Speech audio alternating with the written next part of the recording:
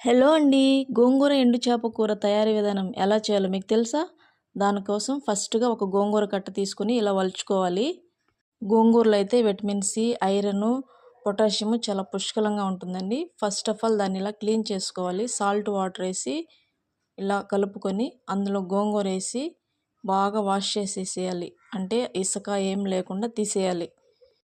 ఇలా నీట్‌గా క్లీన్ చేసుకున్నాక ఇందులో కొన్ని ఐటమ్స్ యాడ్ చేసుకొని ఉడికించుకోవాలి. అవేంటంటే ఫస్ట్ ఆఫ్ ఆల్ క్లీన్ చేసుకున్న గోంగూర, నెక్స్ట్ టమోటా, ఎర్రగడ్డ, కాస్తంత చింతపండు అండ్ ఎండు చేప ఆల్రెడీ క్లీన్ చేసి ఉంచుకున్నాను నేను. ఇవి కాక పచ్చిమిరపకాయలు కూడా అండి. ఇవన్నీ వేసి 1 బై 1 ఇలా ఒక దబర్లో ఇట్లా పెట్టేసుకోవాలి మొత్తం. పెట్టేసుకున్న తర్వాత లాస్ట్లో కొంచెం చింతపండు కూడా వేసుకోవాలి. పసుపు, చింతపండు ఉన్నాయి కదా, ఇవి కూడా వేసేసి యాడ్ చేసేయాలి. నేను చెప్పేది తెల్ల గోంగూర అండి. వీటిలో 2 టైప్స్ ఉన్నాయి. ఒకటి ఎర్ర గోంగూర, 2 తెల్ల గోంగూర. ఎర్ర గోంగూర అనేది నిల్వ పచ్చళ్ళకి యూజ్ చేస్తారు. నేనైతే తెల్ల గోంగూర గురించి చెప్తున్నాను. అండ్ దీంట్లో ఎండు చేప వేస్తాం కదా, ఎండు చేప అనేది చాలా రుచి అండి. రుచితో పాటుగా ఆరోగ్యానికి కూడా చాలా మంచిది. ఒమేగా 3 ఫ్యాటీ యాసిడ్స్ ఉంటాయి.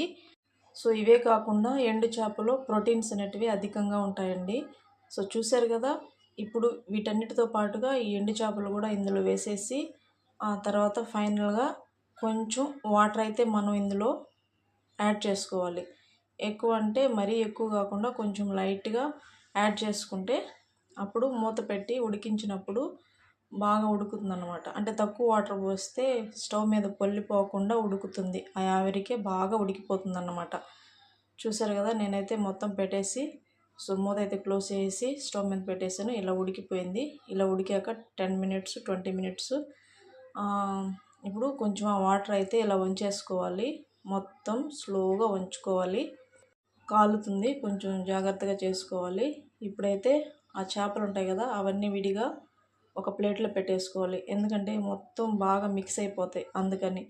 ఇది బాగా రుబ్బేసుకున్నాక దాని తర్వాత ఆ చేపల్ని పైన అలా వేసుకోవాలన్నమాట. అంటే అన్నంలోకి నంచుకోవడానికి చాలా బాగుంటుంది. సో ఫైనల్గా ఇలా వచ్చేసింది గోంగూర. సో ఇప్పుడైతే నేనైతే చేప ఇందులో యాడ్ చేసాను. యాడ్ చేసి కొంచెం అట్లాగా ఊరికే అట్లాగా కలబెట్టుకోవాలి. లైట్గా కలబెట్టుకుంటే అది మొత్తం బాగా కలిసిపోతుంది. ఇలా కలిసిపోయిన తర్వాత ఇప్పుడైతే మనము పోపు పెట్టుకోవాలండి. చూసారు కదా, గోంగూర ఎంత బాగా వచ్చిందో, చూడడానికి బాగుంది. పోపు కోసం నేనైతే ఇవి రెడీ చేసుకున్నాను. ఎర్రగడ్డలు, ఆవాలు, ఎండుమిర్చి, కొంచెం ఆయిల్ వేసి ప్యాన్ మీద పెట్టి ఆవాలు వేసి ఎండుమిర్చి, ఎర్రగడ్డలు అన్నీ వేసి గోల్డెన్ కలర్లో వచ్చాక ఈ గోంగూరను అయితే అందులో వేసేసేయాలి. ఇప్పుడు బాగా మిక్స్ చేసుకోవాలి. చూసారు కదా ఎంత బాగా వచ్చిందో. సో గోంగూర తింటే రక్తం అనేది బాగా పడుతుంది. వీడియో నచ్చితే ఒక లైక్ చేసి సబ్స్క్రైబ్ చేయండి ఫ్రెండ్స్.